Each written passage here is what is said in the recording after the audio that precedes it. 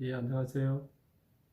학기 말에 학생들하고 학습한 내용을 좀 점검하고 또 뭐 평가를 할 수도 있고 그래서 보통 이제 제가 만든 뭐 시, 글 이런 걸 이용해서 학습 활동지 또는 뭐 문항을 만들어서 학생이 이제 활동하도록 그렇게 구성을 합니다. 어제 제가 만든 글을 이용해서 이제 학생들한테 이제 풀도록 한 거죠. 학생들은 선생님 이거 시험입니까? 라고 하는 겁니다. 그러면 시험이라고 하면 항상 부담을 느끼니까 또 실제로 뭐 시험이 의미는 없죠. 학습하는 게 중요한 거니까. 뭐 시험이 곧 학습이고 또 어떻게 보면 학습이 곧 시험인데 학생들인데 평가에 대해서 부담을 느끼는 건 사실이에요.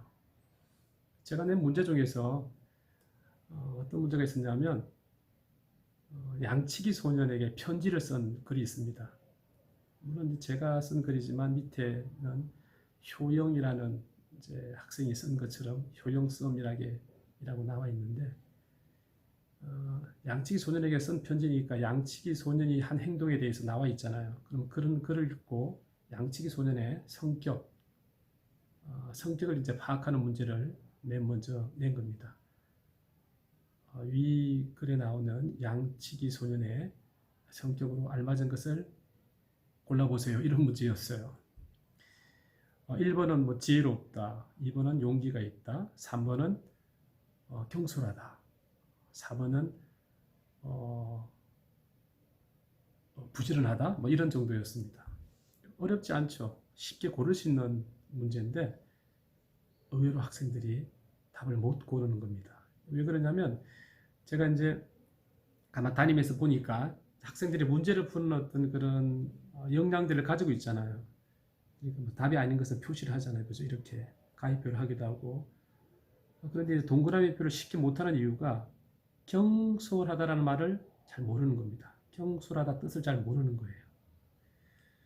그러니까 이제 몇몇 학생이 이제, 이게, 시험인데 이런 생각을 할 수 있잖아요. 그러니까 이제 질문을 못하다 한 학생은 이제 물어보는 거죠. 선생님 이거 시험입니까? 평가입니까? 아닙니다. 괜찮습니다. 물어보세요.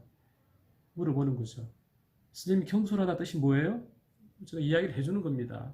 평가가 아니니까 우리가 자신의 실력을 점검해 보는 거니까 말 그대로 경솔하다는 조심성이 없는 거죠. 신중하지 못하는 겁니다. 이런 말을 해주는 겁니다. 물론 또 학생이 선생님 그럼 신중하다 말은 무슨 뜻이에요? 이렇게 물어보는 학생도 있었는데 그 말을 해주니까 학생들이 동그라미를 쉽게 하는 겁니다.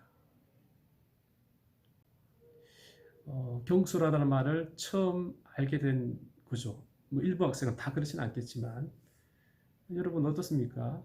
경솔하다는 말을 모르면 이 문제를 못 푸는 겁니다. 그렇게 문제를 냅니다. 그러니까 보기 선택지에 낱말의 뜻을 몰라서 문제를 못 풀게 되는 거죠. 이런 일이 있어서는 안 되는 거잖아요. 어휘에 대한 관심을 좀 가질 필요가 있는 거죠. 독서를 하는 이유가 여러 가지가 있지만 독서를 통해서 우리가 성장하게 되는데 또 독서하면서 한편으로는 책 속에 들어있는 중요한 단어들, 어휘들, 그에 대한 정확한 의미를 아는 게 상당히 중요합니다. 네, 그게 필요한 거예요.